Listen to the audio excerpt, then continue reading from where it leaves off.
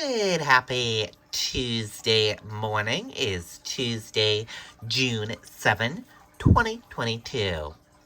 I'm Riley King, and welcome to this Tuesday morning edition of your morning news update right here on the Riley King Radio Network. Let's get started right now. First up, Kayla Montgomery released from jail following arrest on pre-jury charges. Let's take a listen to that video from WMUR News 9. If you create it, then back it up with the Dropbox backup plan. Get all the storage you need for the computer and external. Well, Kayla Montgomery was released from the Valley Street jail tonight around 5:30. News 9 was there, and our cameras were rolling when she was released. Kayla, any idea where Harmony is? This was Kayla Montgomery leaving the Valley Street jail Monday evening after waiving her arraignment earlier in the day and negotiating bail outside of the courtroom on her latest perjury charges. No word on Harmony? Kayla had no comment for us, and there was no car waiting for her. She left the jail on foot, only acknowledging the inmates banging on the windows as she left.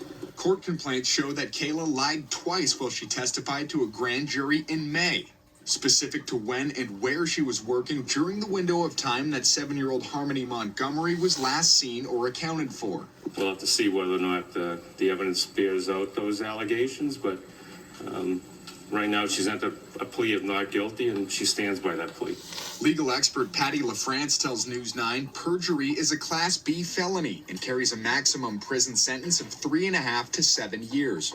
I think the hardest element is proving that they knew that what they were saying was a lie. So, in that situation, you would presumably be looking for maybe statements she made to a third party indicating that, she lied. Sources tell News 9 investigates Kayla Montgomery was following her bail conditions, including daily check-ins at Manchester Police, where she has to pass by this poster of Harmony every time.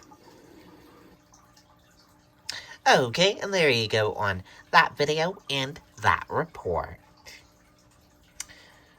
New Hampshire governor signs executive order to waive tolls for funeral processions. Let's take a listen to that video from WMUR News 9. An executive order signed by Governor Sununu will let funeral processions pass through New Hampshire toll booths without having to pay. That change comes after discussions with the VFW. The order says the lead car in any procession should just stop at the toll booth and tell the attendant how many vehicles are then following. Then the attendant will wave all of them through. Okay, and there you go on that video and that report.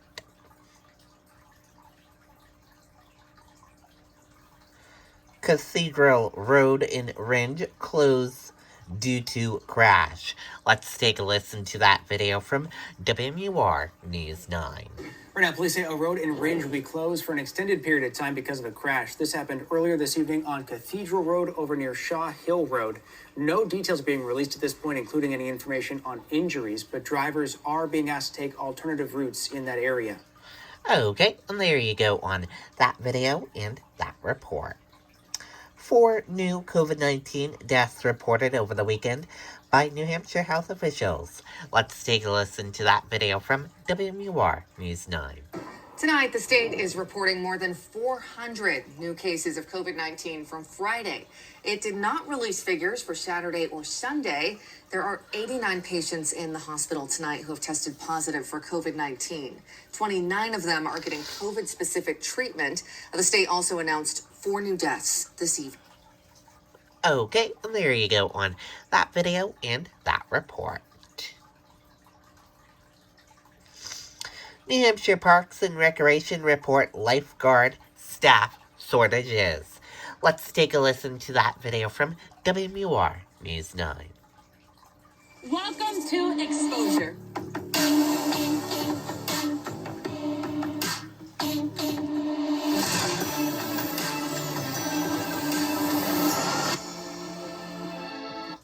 As the weather heats up, Granite Staters are looking forward to cooling off in the water, but public pools are struggling to find important staff members, lifeguards. Lifeguards are there to respond to aquatic emergencies. They're not there to babysit. They're there to keep everybody safe and enforce the rules. David Gill, director of Concord Parks and Recreation, says the shortage is nationwide. I think pre-COVID, there was a tight labor market before, and now since COVID happened, I think everybody's reprioritized, and they're doing that work-life balance. I don't care if it's kids or adults, and I just think people are being more picky. Concord has 7 outdoor pools. Gill says they like to have 40 lifeguards. Right now, they're in the low 30s.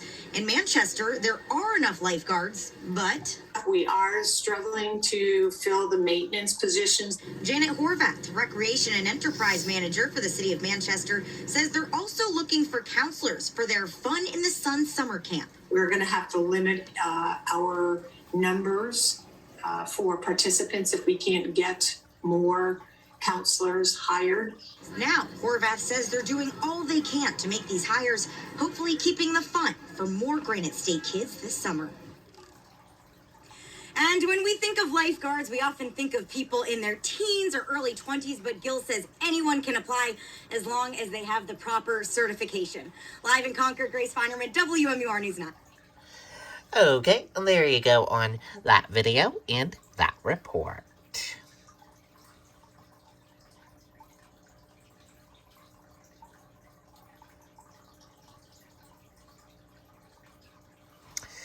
Lawmakers across the aisles push for gun control.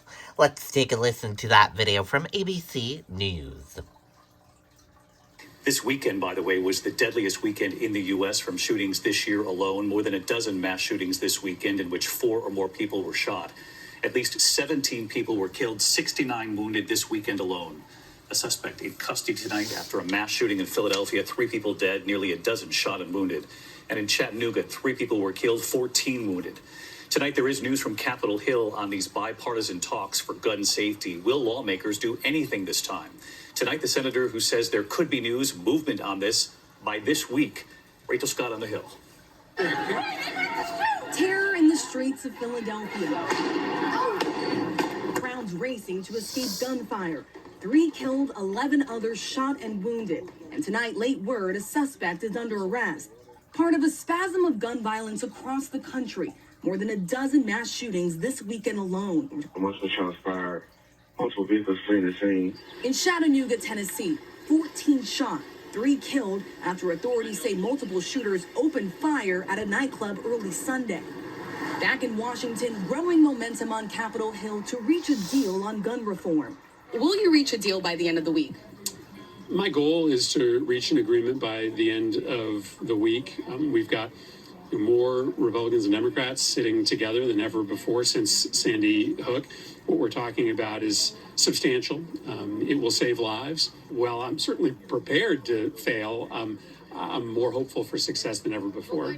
A bipartisan group of senators is under pressure to reach a compromise by the end of the week. On the table, strengthening background checks, incentives for states to enact red flag laws, funding for school security and mental health. President Biden was hoping lawmakers would go even further and bring back the assault weapons ban, or at the very least, raise the purchasing age from 18 to 21, which has the support of many Democrats, including Senator Joe Manchin. We know the 2 things that would have stopped this one, if the age was at 21, and also if there was red flag laws. But the vast majority of Republicans say that's a non-starter. Would you support that? Not likely, not likely. Tonight, Republican Senator John Cornyn, that Texas senator who was on the scene the day after the shooting in Uvalde, calling for targeted reform. I will not settle on inadequate or downright harmful legislation for the sake of doing something.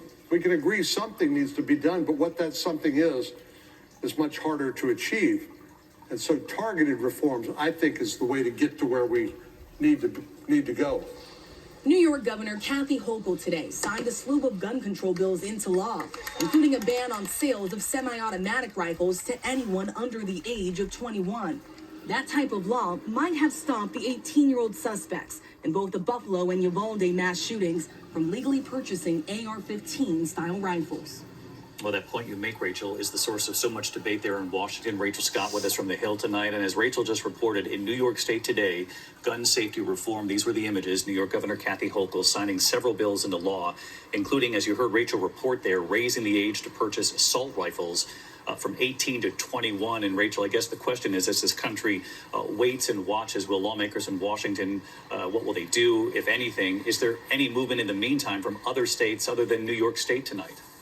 Well, David, some states are not waiting for Congress to act. The Democratic governors in New Jersey and Delaware are urging their state lawmakers to also raise the legal age limit to purchase a semi-automatic rifle from 18 to 21. But I could tell you on a federal level, I talked to many Republicans today who told me they are just not on board with that. As for these bipartisan discussions, I'm told that group of senators will be meeting again tonight in hopes of striking a deal, David. I know you're going to stay on this all week for us, Rachel. Thank you. Hi. Okay, and there you go on that video and that report. That does it for the morning news update right here on the Riley King Radio Network. Thank you for tuning in and listening to the morning news update. Have a great day, everyone, and goodbye.